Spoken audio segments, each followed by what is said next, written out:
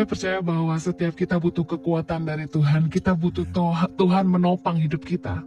Dalam menghadapi berbagai badai kehidupan, tekanan, kita coba berharap sama Tuhan sumber kekuatan, amin.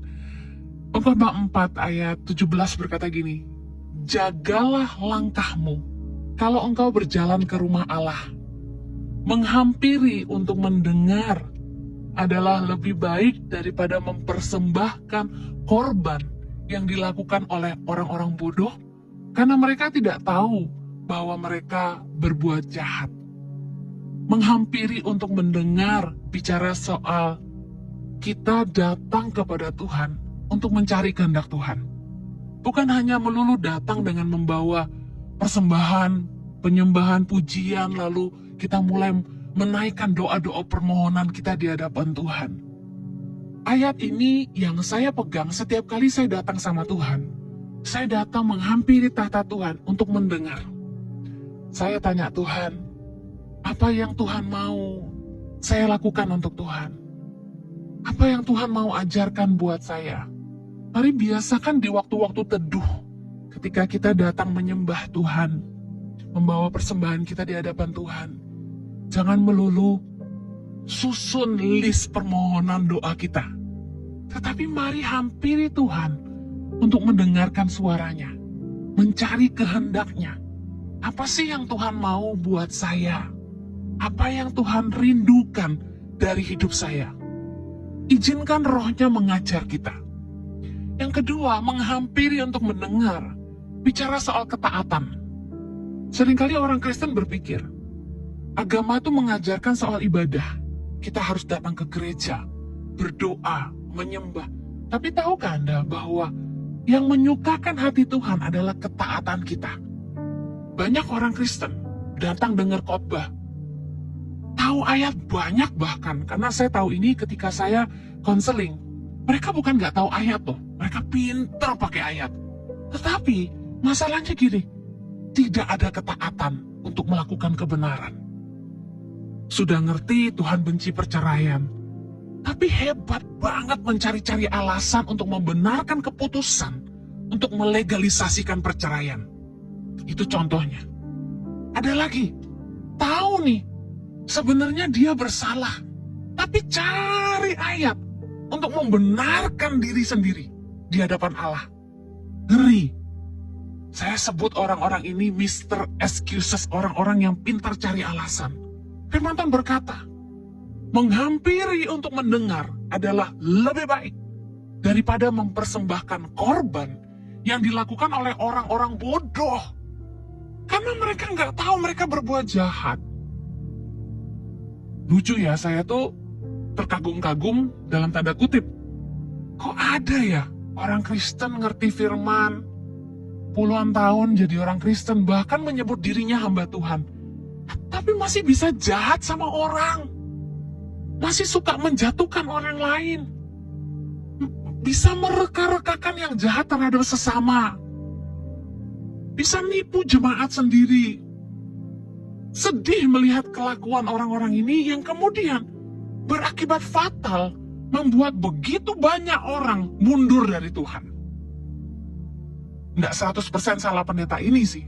Orang-orang yang memutuskan meninggalkan Tuhan berarti iman mereka nggak kuat, mereka nggak sungguh-sungguh ngalami Tuhan. Tapi dengar baik, kok bisa rajin ke gereja, hebat menyembah, tahu banyak firman, tapi hidupnya penuh kejahatan? Mari kita lihat lagi dalam Amsal 21 ayat 3. Melakukan kebenaran dan keadilan lebih dikenan Tuhan daripada korban. Kita tuh tidak bisa menyuap Tuhan. Beberapa orang berpikir dengan mempersembahkan korban kepada Tuhan, menaruh uang persembahan yang banyak untuk pembangunan rumah Tuhan misalnya, menabur buat gereja, MM-an, mereka pikir itu bisa menebus kesalahan. Mereka pikir bisa menghapuskan dosa akibat ketidaktaatan.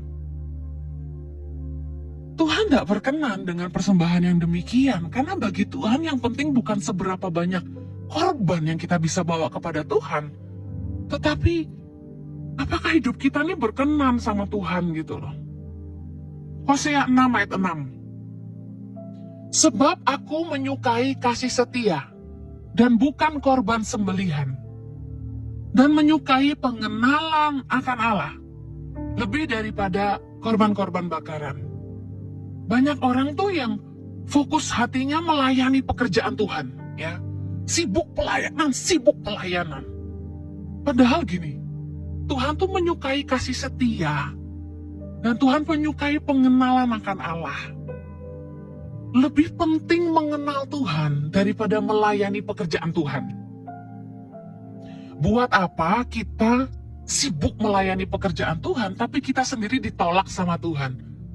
Bayangin Matius 7 ayat 21, Yesus berkata gini, bukan orang yang berseru kepadaku Tuhan, Tuhan, yang akan masuk ke dalam kerajaan sorga, melainkan dia yang melakukan kehendak Bapakku di sorga. Sekedar tahu Tuhan, itu general. Semua orang tahu Tuhan. Ibaratnya semua orang tahu Bapak Jokowi. Tapi apakah Bapak Jokowi kenal kita?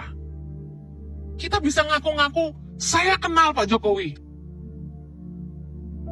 Kalau anaknya Pak Jokowi datang ke istana presiden, yang jaga gerbang pasti buka pintu. Meskipun dia datang pakai celana pendek, pakai sandal jepit. Penjaga gerbang nggak perlu telepon ajudan presiden. Ini ada anaknya, boleh masuk nggak? Nggak perlu. Kenapa? Karena dia dikenal. Tapi kalau yang datang itu orang nggak dikenal, boro-boro dibukain pintu, pasti diusir. Sama dengan Tuhan. Ketika kita melayani pekerjaan Tuhan, kita sibuk melayani pekerjaan Tuhan, tapi kita nggak punya pengenalan akan Tuhan, kita sebenarnya cuma sibuk di pintu gerbang, di luar gerbang. Sementara sang raja nggak kenal kita, makanya Yesus bilang, aku nggak mengenal kamu, enyah daripadaku kalian pembuat kejahatan. Dengar baik, jangan sibuk pelayanan tapi tidak punya pengenalan akan Tuhan. Lebih baik menghampiri Tuhan untuk mendengar. Kasih setia dan pengenalan akan Allah itu lebih dikenan Tuhan. Tuhan lebih menyukai orang-orang yang setia kepadanya dan mengenal Dia.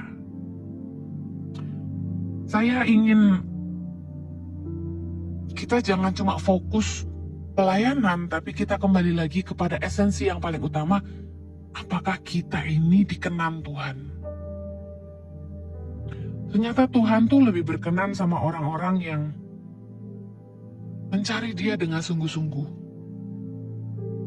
mau mengerti kehendaknya, dan hidup taat akan firman-Nya. 1 Samuel 15 ayat 22 bilang ini, apakah Tuhan itu berkenan kepada korban bakaran dan korban sembelihan, sama seperti mendengarkan suara Tuhan? Sesungguhnya mendengarkan lebih baik daripada korban sembelihan, memperhatikan lebih baik daripada lemak-lemak domba-domba jantan. Pendurhakaan adalah sama seperti dosa bertenung, dan kedegilan adalah sama seperti menyembah berhala dan terafim. Sampai situ aja. Saya ingin jelaskan sedikit. Tuhan tuh mau kita jangan cuma sibuk bawa persembahan, nabur, pelayanan, semua tuh persembahan, korban yang kita bisa kasih buat Tuhan. Tapi mari hampiri Tuhan. Tahukah bahwa yang Tuhan rindukan tuh Anda? Yang Tuhan rindukan tuh saya. Bukan seberapa banyak pelayanan yang saya bisa buat untuk Tuhan. Tuhan tuh mau kita. Kekayaan itu bukan sumber kebahagiaan, ya. Tuhan juga sama. Tuhan tuh sedih kok kita tuh mau berkatnya aja gitu loh. Kita cari Tuhan tuh buat apa yang Tuhan bisa kasih buat kita gitu. Padahal yang Tuhan mau tuh cintanya kita nih loh sama Tuhan. Tuhan mau dicintai sama saya. Tuhan mau dicintai sama Anda. Yuk datang sama Tuhan tuh jangan dengan list permohonan yang panjang, tapi datanglah dengan cinta. Menghampiri untuk mendengar lebih baik, kasih setia dan pengenalan akan Allah lebih baik. Amin. Saya akhiri ayat terakhir,